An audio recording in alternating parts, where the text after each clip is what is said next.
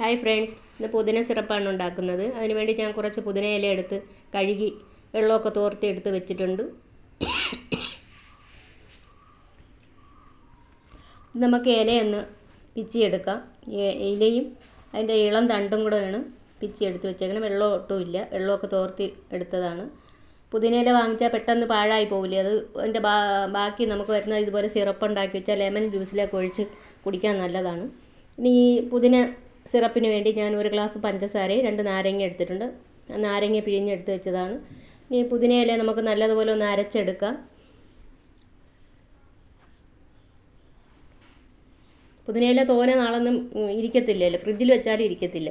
അപ്പോൾ ഇതുപോലെ സിറപ്പ് ഉണ്ടാക്കി വെച്ചാൽ നമുക്ക് നാരങ്ങ ലൈമൊക്കെ അടിച്ച് എടുക്കുമ്പോഴത്തേക്ക് അതിനകത്ത് ഇതിൽ നിന്ന് 2 സ്പൂൺ സിറപ്പൊക്കെ ഒഴിച്ച് നല്ല ഫ്ലേവറാണ്, നല്ല രുചിയാണ്.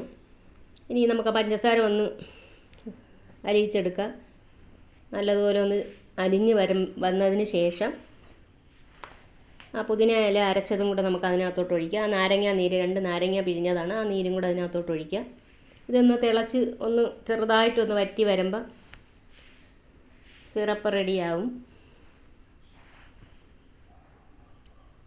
ഒത്തിരി നാളത്തേക്കൊന്നും വെച്ചിരിക്കാനില്ല. ഞാനിത് 2-3 ദിവസമൊക്കെ വെച്ചിട്ട് നാരങ്ങ ലൈം അടിക്കുമ്പോൾ അതിനകത്ത് ഒഴിച്ച് കുടിക്കാനാണ്.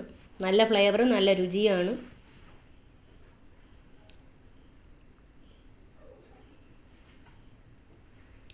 തിളച്ച് ചെറുതായിട്ട് കുറുകി വന്നിട്ടുണ്ട്. നമ്മൾ ഒത്തിരിയൊക്കെ ഉണ്ടാക്കുമ്പോൾ 1 കിലോ പഞ്ചസാരയിൽ ഒരു പിടി ഒരു കെട്ട് പുതിനയിലേക്ക് ഇട്ട് വെച്ചാൽ നല്ല ഫ്ലേവർ, നല്ല മണമൊക്കെ കിട്ടും. ഇതിൻ്റെ കുറച്ച് പുതിനയില ഉള്ളായിരുന്നു, അതുകൊണ്ടാണ് ഞാൻ 1 ഗ്ലാസ് പഞ്ചസാരയിൽ എടുത്തത്. ഇനി നമുക്കിതിനകത്തോട്ട് ഇത്തിരി വാനില എസൻസും കൂടെ ഒഴിക്കാം, കളറിന് വേണ്ടിയാണ്. അത് ഗ്രീൻ കളറോ ഏത് കളർ ഒഴിച്ചാലും, യെല്ലോ കളറോ ഏത് കളർ വേണമെങ്കിലും. എൻ്റെ കയ്യിൽ റെഡേ ഉള്ളായിരുന്നു, അതുകൊണ്ട് ഞാൻ റെഡ് ഒഴിച്ച്. അതൊന്ന് തിളച്ചൊന്ന് വരട്ടെ.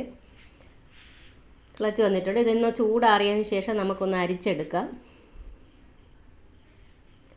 അരിച്ചെടുത്തിട്ടുണ്ട്. ഇതിന് നമുക്ക് അത് കളയാം.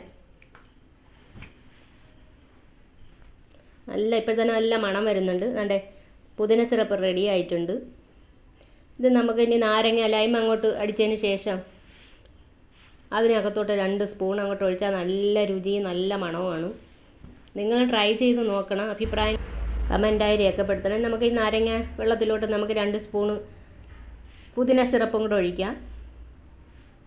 ഐസ് കട്ടയൊക്കെ ഇട്ട് നല്ല തണുത്ത ലെമൺ ജ്യൂസിനകത്ത് പുതിനയിലയുടെ ഫ്ലേവറും നല്ല രുചിയുമാണ്. നിങ്ങൾ ട്രൈ ചെയ്ത് നോക്കുക. ഇനി ബാലൻസ് വരെ നമുക്കൊരു കുപ്പിക്കകത്ത് ഒഴിച്ച് വയ്ക്കാം. നമ്മൾ ലെമൺ ജ്യൂസോ ഏത് ജ്യൂസ് അടിച്ചാലും അതിനകത്ത്